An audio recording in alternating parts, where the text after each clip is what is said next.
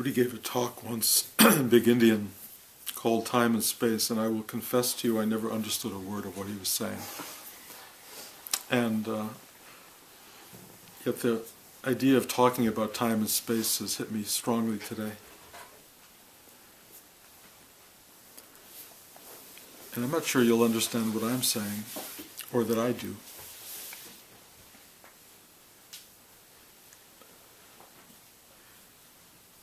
But we all have a tendency, based on our biology, our physiognomy, our brain structure, to locate ourselves in time and space. So I would venture to say every one of you thinks you live in the United States of America, and that you are sitting today in San Rafael, California, and that it's 2 minutes to 12. That's where you are, that's what time it is, and there is a sense of knowingness of who you are in that time and in that space. You are this person, you are this body, you are this configuration of thoughts and emotions and hopes and ambitions and failures and dramas and all of that stuff, all located in this time and in this space. Which is partly true.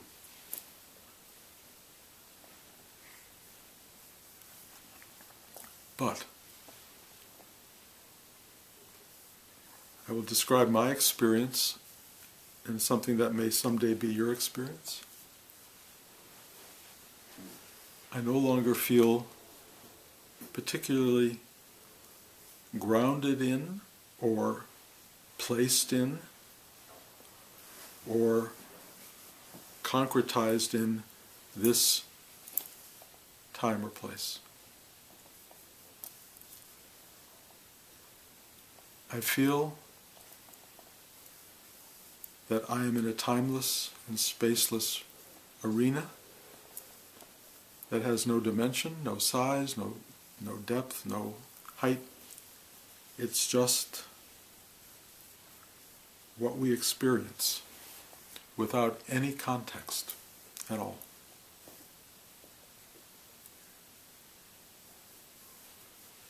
We give ourselves a kind of security by saying, I know where I am. I know what time it is. And about the most I can tell myself, and therefore probably you, the only thing I know is that I'm here. And I have no idea where here is in relationship to anything. I mean, I can put it on a map, I can put a globe in my mind, I can get, Google Maps in my head to tell me where I am. But it's just a Google map on a phone in a materialized universe that has nothing to do with anything. It's all totally relative. And beyond the fact that I am here, there's an even greater truth, because I don't even know where here is. But I do know, to some degree, that I am.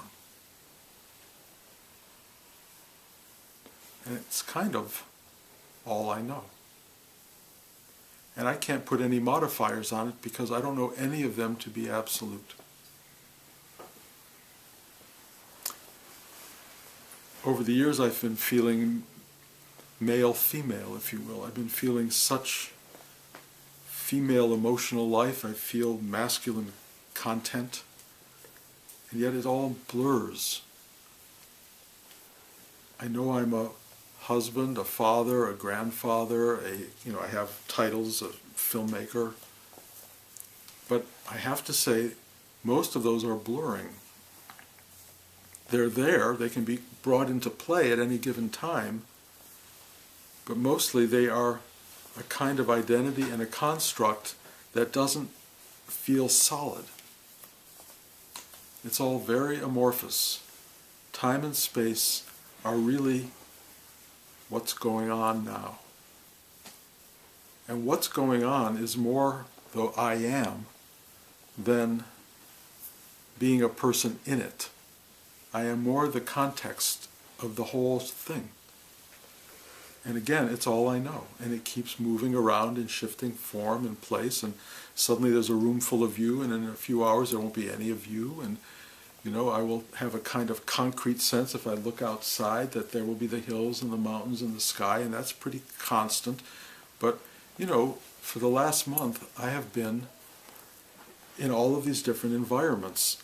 So I put myself in this little kind of a metal tube that flies through time and space, but all I know is that I'm sitting in a chair contained in this space that clouds are sort of going by a little bit or down below me, and I'm flying supposedly.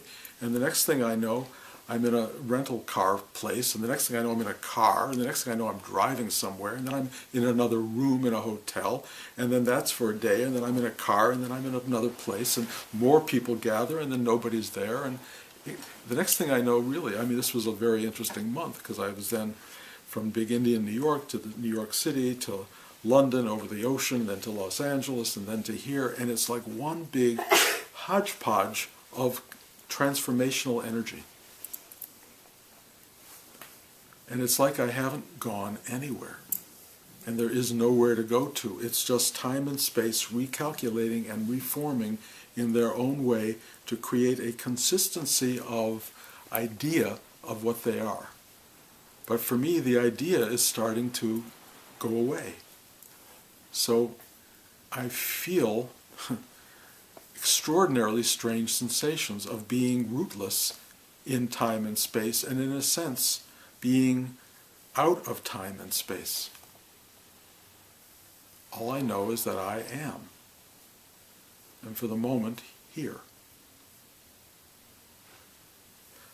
And I can't tell you I know what that means. I said to Blanche yesterday something was relatively interesting. I said, do you think my awakening was actually early onset Alzheimer's? And that's all this is, and I am sitting here giving you lectures about time and space, and I am just evaporating in terms of my mind. I know we laugh a little bit at that, but I'm telling you, how do we know the difference? And why are you listening to me as though you think I'm telling you any kind of truth? And that's a good question. It really is a good question, because I may not be anything other than somebody losing their mind. But in truth, that is part of the process. It is a loss of the mind, especially the mind that's grounded you in time and space. And what's so interesting when you lose your mind is, who are you? And what do you become? What are you in this time and space? And I will tell you, whatever it is, it's not fixed. It's endlessly malleable.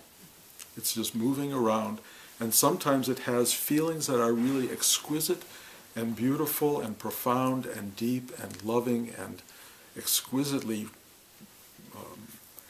full of meaning and value. And then there are times where it's meaningless, totally meaningless. It's just like, I don't have a clue. Truly, don't have a clue. And it's starting to be so unrecognizable on so many levels that people I've known my whole life, I no longer see the way I've known them. It's almost like they have to reintroduce themselves every time we're together. And they do. And a lot of the pieces kind of come back. But a lot of other pieces aren't there. And it's like I'm meeting the person and everyone I know for the first time. That is very strange. I had that experience with one of my oldest friends yesterday, with my sister yesterday, with my brother last week. I went, who am I meeting here? It actually, in some cases, is wonderful and beautiful, because I see a newness in who they are and what they represent, and I also see shadows and shadings that I don't want to see. And the interesting thing is, none of that may be there the next time. It will be whatever presents itself in the moment. But everything that we know to be fixed and absolute, and this is how it is not fixed and absolute or how it is. It's just what is now, right at this juncture. And everything we take for granted, like our friendships, our relationships, that we think have a kind of solidity, are not solid. They are fluid, and they are changing all the time. And it is only our embrace of what was before and the lineage of that into the moment that gives us history and solidity and a finality to this is who I'm dealing with. But reality is you have no clue who you're dealing with. To the same degree that you don't know yourself, you don't know anybody else. And most of us think, well, I know myself. But if you really sit deeply inside, you will discover over and over that there are parts of you that you've never known before. You've never seen them before. They come out of nowhere. Especially, you might call it your dream life. Who's that person? What's that about? And then that filters through to your day-to-day existence, and you walk around in a state of newness that is not always simply joyful and full of wonder. It's often full of, what? What? Or as my grandson and I go, what? You know, that's really, we don't really know. So we seek out people who tell us they do know, so that we can feel grounded and secure in their truth. Whoever they may be, the teachers, the gurus, the religious leaders, and you listen to their truth and you grab onto it because you want solidity in the midst of fluidity. We all do. We want to hold on to something, and there's nothing to hold on to. So I present myself, I think, as a teacher, meaning that I have something to share. But the only thing I have to share, really, that has any value or substance is that I don't know. And what I do know is falling away. And yet, here I am, sitting in front of you, sharing that as a kind of possible inclination to where you may go in your own unfolding. That you may pass through veils of deep uncertainty, unknowing, unfixed nature, where you are loose in time and space, and the only advice that this person has to offer you is, you're not alone. This is not the first time this has ever happened in the universe.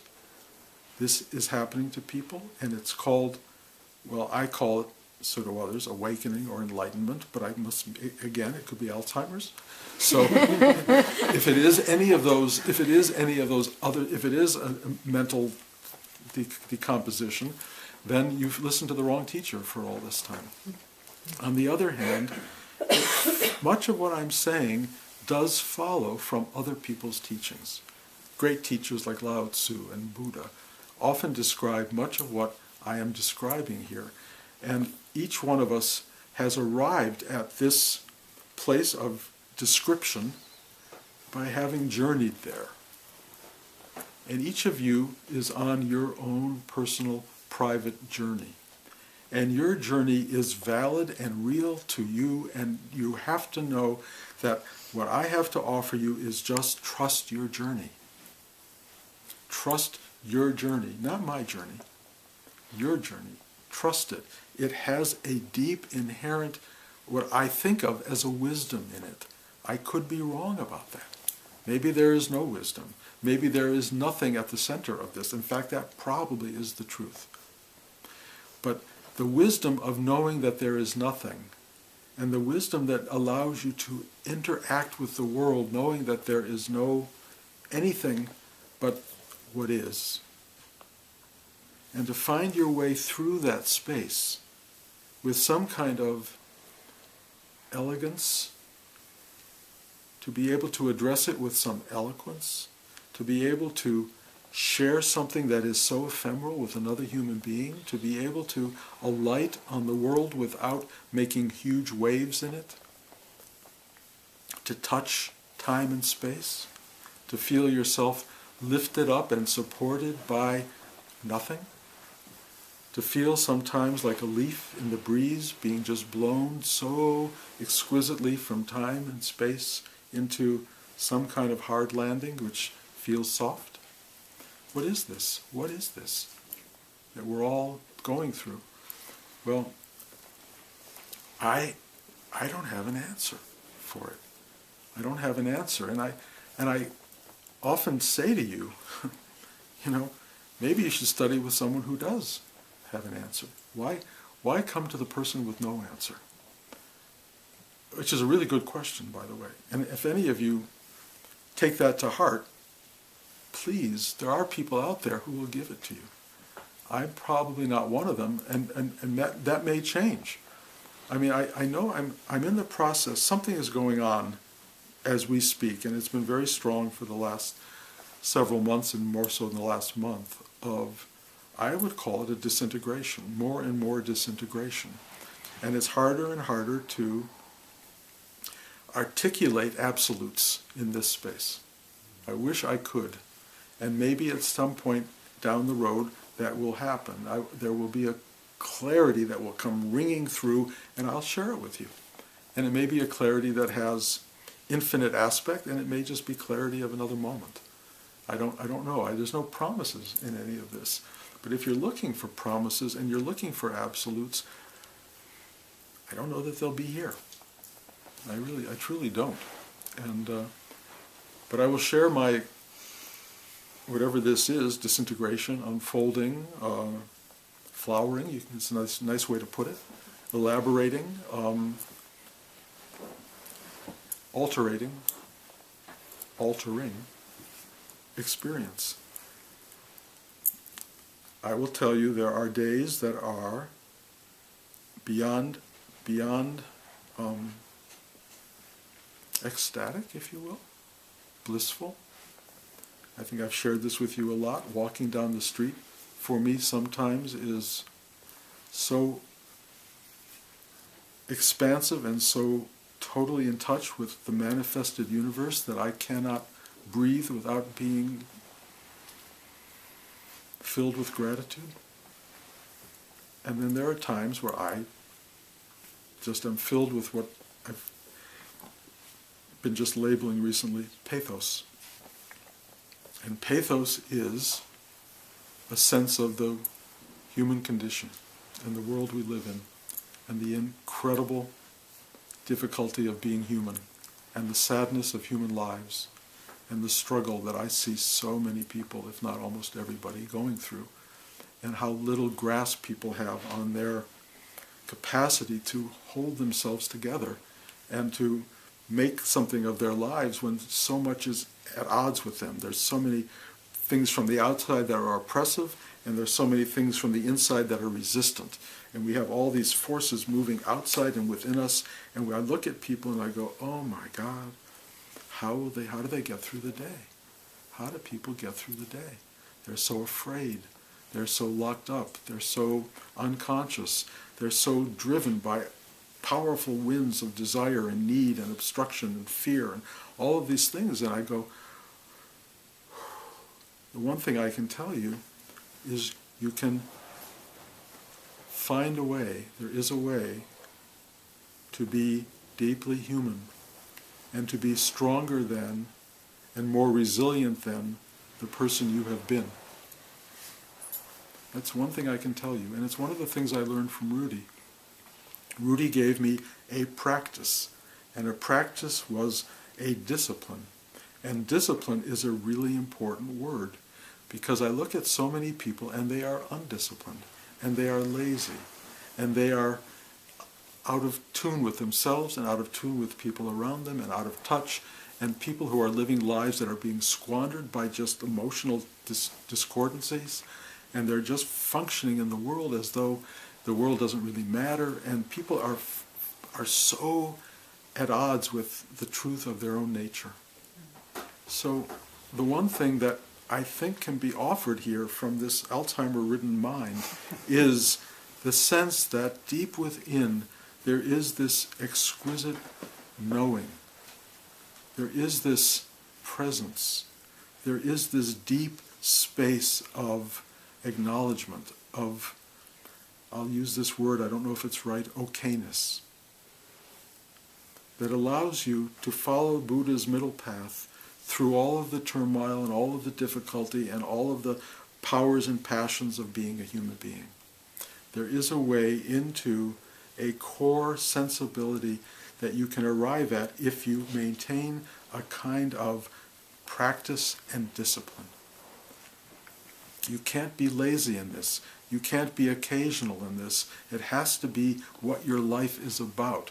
If your life isn't focused and formed and functioning properly, you will be squandering opportunity upon opportunity in life, and you will be all over the place, and at the end you will be full of regrets and full of missed opportunities.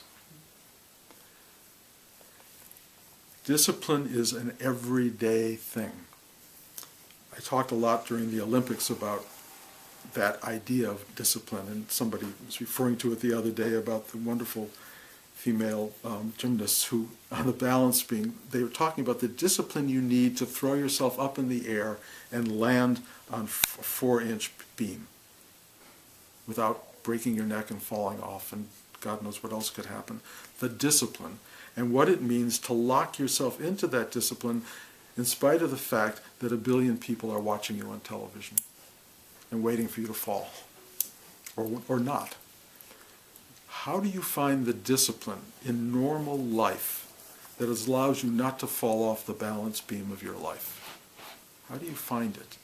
Well, I'll tell you, you don't do it by going to the gym once or twice. Those girls don't just go on the beam and go, I did it. It doesn't work that way. Basic life doesn't work that way. The reason we celebrate attainment and ability of that nature is because we see all the work that goes into it, and we see it being effective in terms of doing something as absurd on some level as jumping in the air and landing on a beam. You know, what is that? But we celebrate it because it takes such effort and discipline. It's the equivalent, kind of learning how to fly. You know, a human being, for a moment, flying. Spiritual life, which I will refer to preferably as real life, your life will be effective. You will find balance, and you will find harmony, and you will find clarity, even not knowing where you are or why you are or what you are. You will just find this incredible simplicity of knowing I am. But it will only come through discipline and through a kind of practice and effort. I know I sat regularly for 46 years every day. I sat every morning and every night, and I did the thing I teach, which is a meditation practice.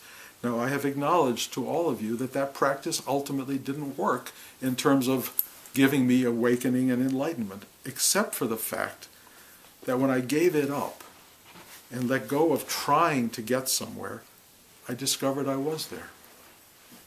And I don't know if I would have discovered that if I hadn't sat for 46 years every day, struggling to try to get past my sense of being somewhere else other than here. So I am a big salesperson of discipline and work and spiritual practice. But ultimately, when you finally awaken, which does happen, I believe it will happen to every human being, when that finally does happen, what you will realize in that moment is that every moment is that moment. Every moment has always been that moment. The moments in ignorance, the moments in constriction, the moments in resistance and obstruction were still part of that. And awakening to all of that just puts restriction and inhibition and all of those things in a new format. You will still see those things, but you will watch every one of them have a loss of time and space. They will evaporate. And along with the evaporation of your obstructions and your resistances and all of your stuff, with the evaporation of you, there will still be this timeless, spaceless you. And how do you make sense of timeless, spaceless you? I don't know that you do. I cannot make sense of this, but I am in it, and I am grateful in it and full of wonder in it.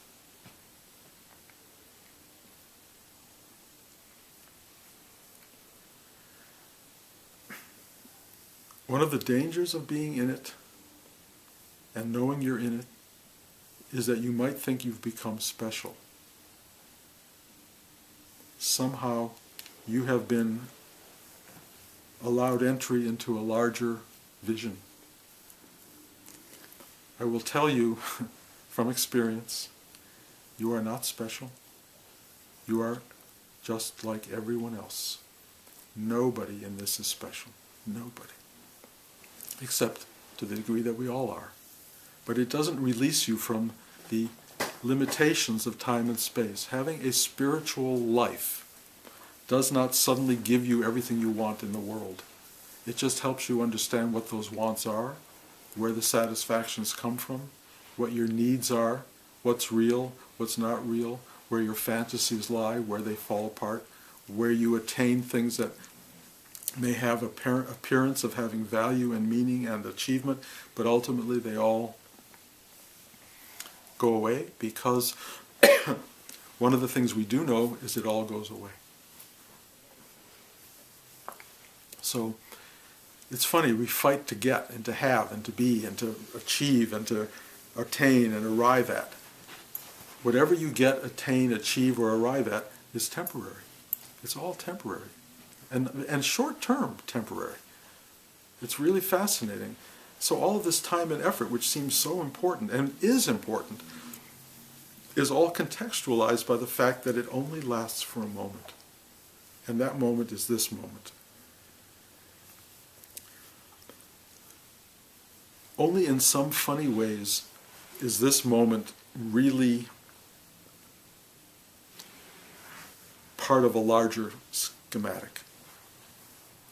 Only in your mind do you sit here and think, I am the brother of, or the sister of, or the daughter, or the son of, or the parent of.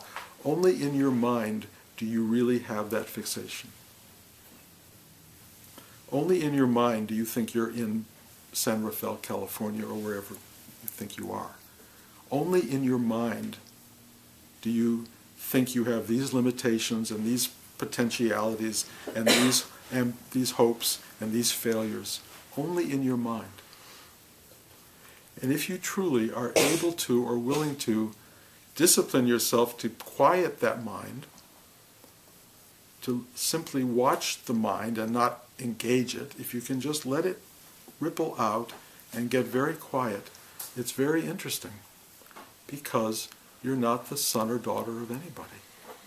You're not the brother and sister of anybody. You're not the parent of anybody. You're nobody and nobody. You just are.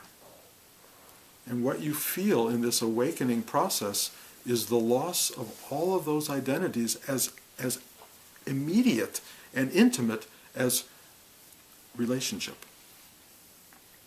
All of it falls away with time and space. And you realize that time and space are in your mind.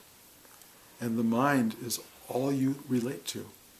And when you quiet the mind and separate from the mind and dive deep into the stillness below the mind, you find yourself where you are. This is you. This is you. You have no name, you have no context, you have no relationships. You have nothing but this which precedes everything and ultimately becomes everything. That is who you are and what you are, and you are both what it becomes and what it is before and after becoming. That is us. And that is us as a singularity as well as a multiplicity of forms. That's what we are. This is the journey, the spiritual journey, to know that. To know that gives you no advantage at all. And if you think it's going to give you advantage, then there will be a you wanting something advantageous. Let go of that you. Let go of the need for any of that, and you will be on an extraordinary journey into something that cannot be known, because there's no one to know it. Let go of time, let go of space, let go of you, and find out what this is. And again, you'll find out not by knowing it, just by being it, because it's what you are. It will not make any sense. And it will be what it wants to be and what it needs to be and what it is. And you will know it because you're it. That's the journey into awakening. That's the journey into enlightenment. That's the journey into non-duality. That's the journey beyond time and space. The journey to find where you've always been. Period. Any questions?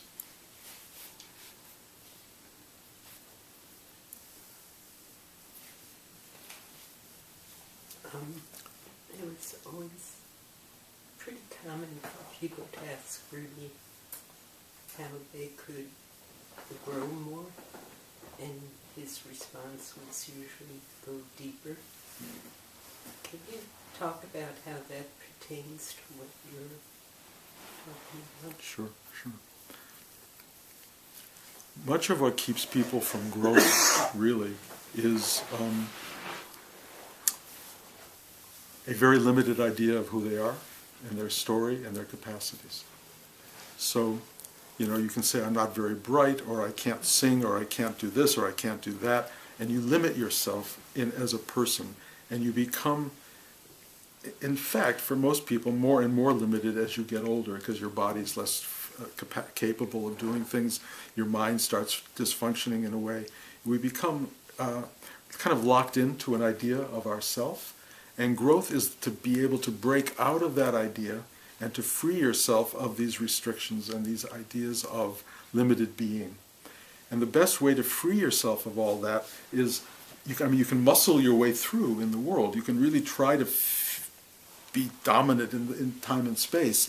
But if you go really deep inside, really keep going deep, what you discover is that all of the limitations and the constrictions that you felt were imposed by a mind that is not real. You can just breathe into that space and start to feel these man-made stories, these stories given to you by the people around you, by even your body, are not necessarily the limitations that they need to be. And what happens when you start to free yourself of your limitations in your mind is you break through all that and you grow. You move beyond. You find your way through places that you never imagined you could go because you have gone deeper and deeper into the root system of your life, and you find your way through the roots into incredible sort of growth in the universe. And it's really interesting. I took Ari, when he was little, to Exploratorium. Was it called? That incredible place in Arizona that was the Biosphere, I think it was called, and it was a place where they try to put people to live for a while outside of the need to have anything external come in. You could create a whole life, maybe ultimately on Mars in this space. But I tell you that because while I was there, we met with the scientists who devised this place, and for whatever it's worth, Biosphere didn't work because of ants. All these bugs were in the system, and they couldn't get rid of the bugs. They were just literally figuratively bugs within the biosphere that made it uninhabitable, ultimately. But one of the things he told me, he said, if you want to see true competition in the world, and in a way he even said warfare, the most warring space on the planet is the root system of plants, because they are all fighting for nutrients. And they are fighting each other to get the nutrients out of the soil, to have more space, to occupy more space, and they're trying to obstruct other plants from getting there. The deeper the root system, the more the thing that's trying to grow is able to grow. So if you can go really deep into yourself, you will find the energy, the resources, and the ability to draw from that infinite space and move it up through you, and all of these things that you never felt capable of you become capable of. And you and I have had extraordinary lives because we have found an element of breaking down ourselves with Rudy's help and finding parts of us we never knew we existed. I mean, for example, you know this, when we were first married, I couldn't hammer a nail into a piece of wood. We built an entire loft by ourselves, you and I. I couldn't do the electricity or the plumbing, but you and I did everything else by ourselves. That all came from working on Rudy's buildings and tearing stuff down and putting up siding and doing all of these things because he demanded that from us. And that demand showed us we can move beyond the self we think we are. That kind of growth was so extraordinary, and it allowed us to have a really remarkable life. That's how you grow. You go deep, you free yourself of your obstructions, of your inhibitions, of your fears, of all of your lack of information, and you just draw all this energy and put it back into manifested world. The problem with all of that is that it feels like a goal in and of itself. Growth by itself will mean something. You will get what you want. You'll get a nice house, you'll get a good job, you'll make a lot of money, you'll have all these things. And all of that's true, and that's all part of the growing that occurs in the universe. But the big lesson underneath all of that is it's temporary. That all growth is temporary. That the manifestation is a dynamic which is wonderful, and I really encourage people to grow in that way. But the real growth is in awareness. Real growth comes from going deep, and going deep is where awareness resides.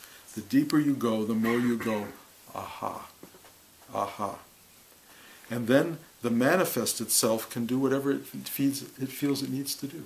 The manifested self can be led into a world of accomplishment and need without thinking it has any ultimate value other than serving the force that's making it move and do what it does. And that force is absolutely dynamic in all of us. We are here to create the world. We can ask why that's the case, but I'm not going to try to answer that. We are here to do that. We build and we grow for that purpose, but the real growth that you really want is a growth of awareness and consciousness that comes from depth and not from the superficial outside. Does that answer it a little? There's a real conflict, in a way, between the self accomplishing all this and the concept of no self. Well, the important non-dualistic idea, really, is that we are self and no self. That we are both. We are an ego-minded entity, and we are the self of all being at the same time. And when you start to realize there's no separation, that it's all one thing, that is really when this thing starts to really flower. That it's not me and it. There really is just this thing this thing that's happening, and using this body-mind force to do what it seems to want to do in the world, which seems to be working in most cases.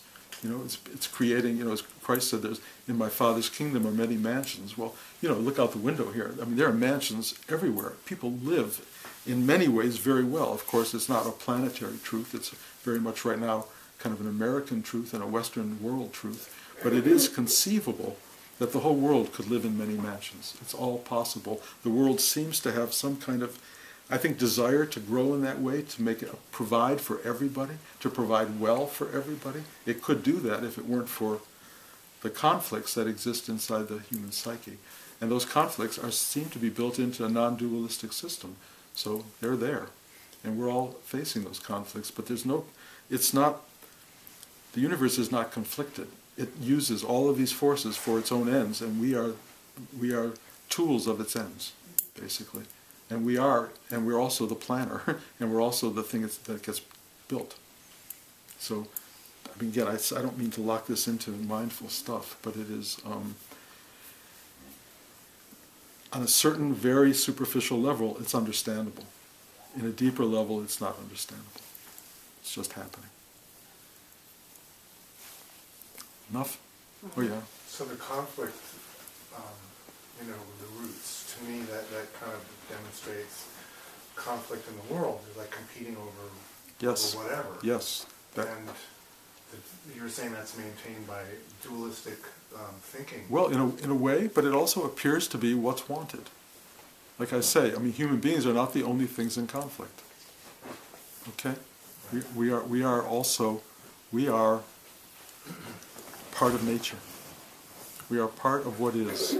The world appears to build itself via competition.